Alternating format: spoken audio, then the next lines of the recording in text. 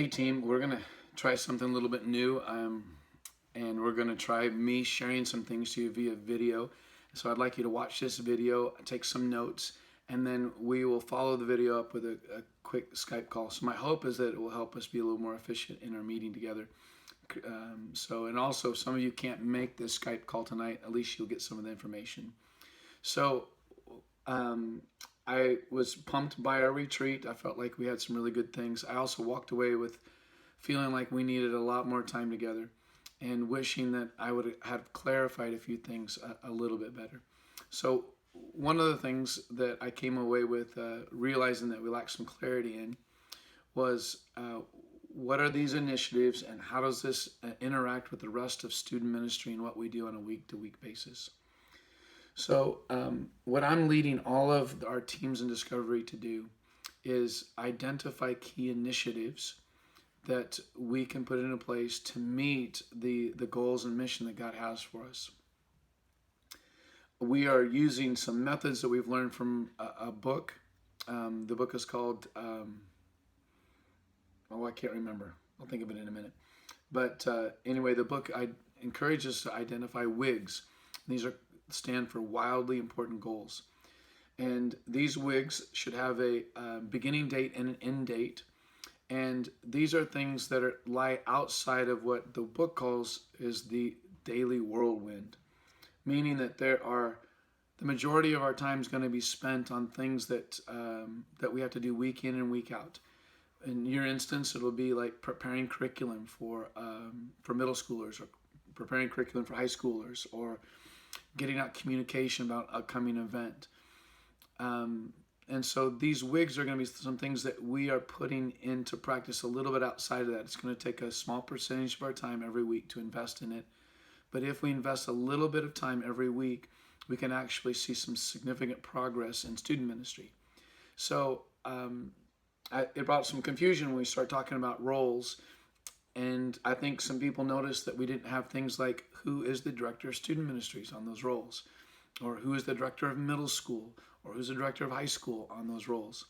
So the roles that we handed out on the weekend, the retreat weekend, are going to be specific initiatives. They're going to help us get to our WIG. If you remember, we said that our WIG was going to be to have 60 students involved in student ministry activities on average week by December of 2017. It's a big goal. I think a significant one. I think it really connects with the heartbeat of all the things that you and I want to see in God's kingdom.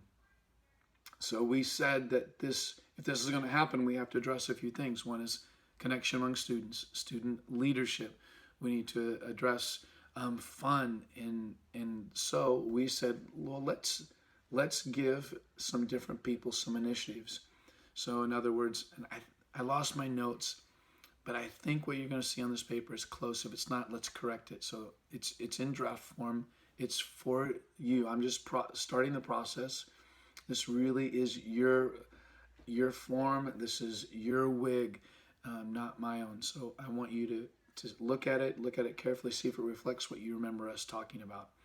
So for instance, if Chris is the one that's going to be responsible for the fun initiative, Chris's job in this role will be to take the next 2 weeks and process and think and pray about specific things that the entire student ministry can do to help keep fun as a key priority in all the student ministry gatherings.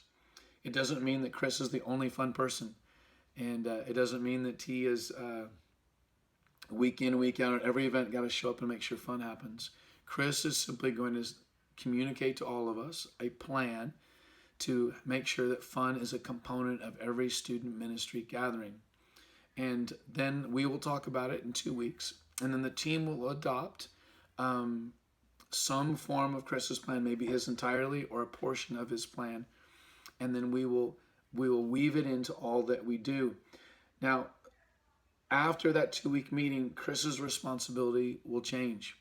Chris's job for the next 7 months or so that we're working on this WIG of getting 60 kids to come on a weekend, his job will be once or twice a month during a meeting, ask how fun is going. Ask if we are doing the things that we talked about. So his job will just to be to make sure that we're talking about it.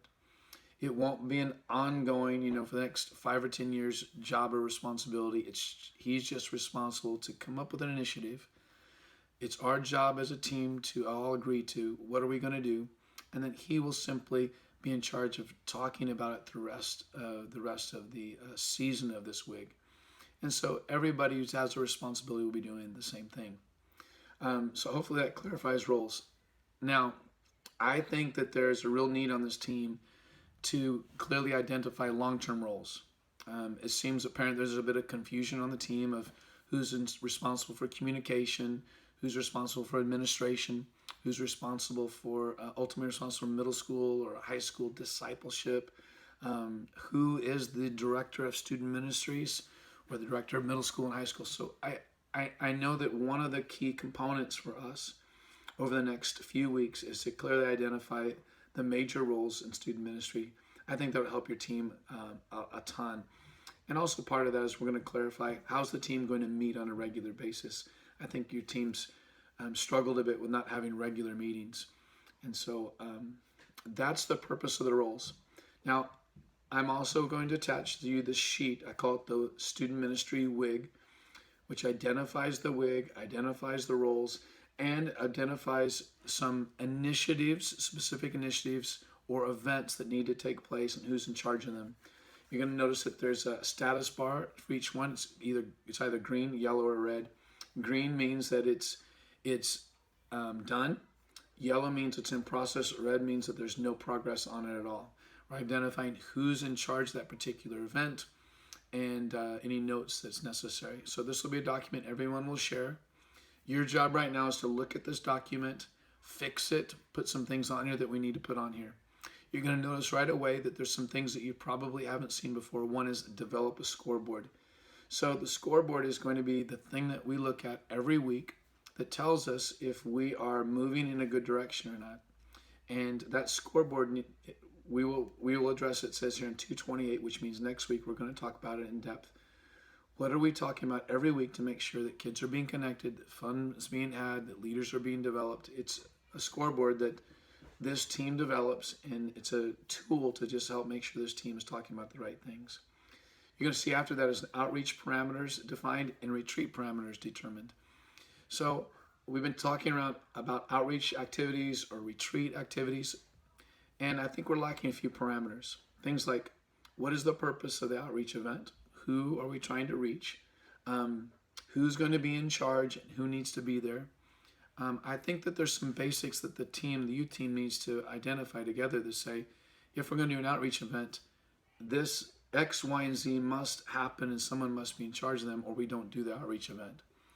And I think the same thing needs to happen for a retreat, anything like that, is that what's our purpose of the retreat? Who's going to be in charge of certain things? And do we have some of the basic things covered? So I think we need to have a conversation in the next 2 weeks about what are the basic parameters for an outreach event or a retreat. And I think it will help us a lot know if God is in it, if this is the right time. If we don't have the right leaders, if we don't have the right objectives, if we don't have the right people involved, then it tells us that we either need to recruit them really quick or maybe it's not the right timing. So we're going to talk about that in probably 2 weeks. I didn't date it yet, but you'll see that on there. And then you're going to see roles of the youth team, and those are those long-term roles. And so those are the things that I have in mind. I'm going to go quickly here. I'm almost at 10 minutes here. So that's clarifying a little bit of what we're doing. Second is we're having the pizza event this Sunday afternoon. I just want to clarify the purpose. I want any and every student that we can get there, I want them there. And my job is going to facilitate a time for them to, one, be able to communicate the things that they love or don't like and some dreams that they have.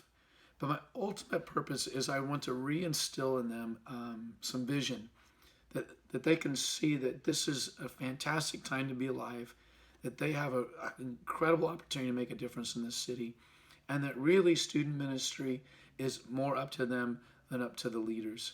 It's really not about leaders coming up with great events for students to be a part of, but it's really time and season for them to invest in their friends, invest in their schoolmates, people that they're on teams with.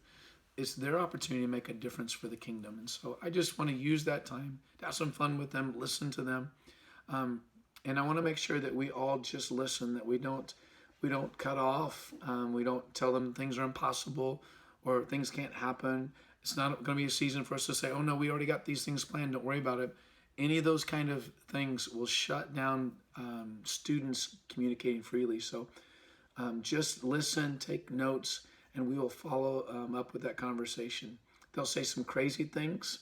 They may be overly and unfairly critical, but we're adults and we're big and we can handle all that with a smile. So that's what we're going to do. So I really want to, for next week's meeting to be the most productive, is I really want to encourage you who have some initiatives that you're working on to come with something. Come and share something, but make sure you come with something precise. I don't want you to just wax on for 20 minutes. I want you to be able to come and say, I have some specific things, and here's what I'd like. Here's what I'd like the team to consider. And last thing is that my role, other than facilitating these meetings for the next few weeks, my role is to help recruit. And so I want you to know I'm working on it. I've had conversations with, I think, three young adult men, and I'm hoping that I'm just stirring the pot and God's going to provide some. So be praying that some of them say yes, but I'm working on it. And I hope that you're working on some recruiting some new blood as well. I'm very, very grateful for you guys. I hope that this is helpful to you. And I look forward to chatting with you tonight. 8:30 will be the time we'll have the Skype call. And hopefully this will get you all ready.